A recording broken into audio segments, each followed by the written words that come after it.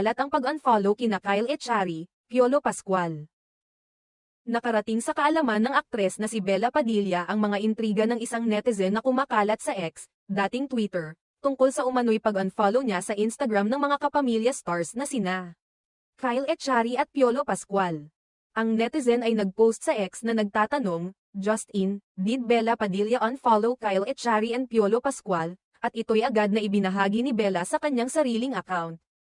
Sa pamamagitan ng pag-retweet, kinumpirma ng aktres na totoo nga ito, ngunit nilinaw niyang walang anumang hindi pagkakaunawaan sa pagitan nila. Ayon kay Bella, ginawa niya ito bilang bahagi ng kanyang social media, decluttering. Inamin niyang isang araw ay nagising siya na mayroong 7,000 na mga tao na sinusundan sa Instagram. Kaya't nagsimula siyang maglinis ng mga account na sinusundan. Nilinaw pa ni Bella na maghuhulog siya ng mga account na hindi na siya interesado at babalik na lamang sa mga kaibigan na niya.